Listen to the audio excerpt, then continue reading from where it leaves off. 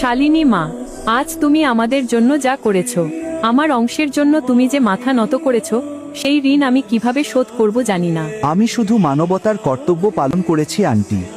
তোমার প্রতি একটা কর্তব্য আমারও আছে। তুমি কি আমাকে একটা সুযোগ দেবে সেই কর্তব্য পালন করার জন্য? যদি তুমি আমাকে ডিনারে নিয়ে যাও।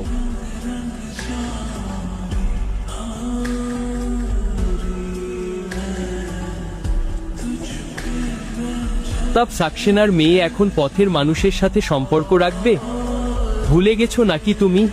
বিক্রান্ত রাঠোরের বাগদত্তা তুমি।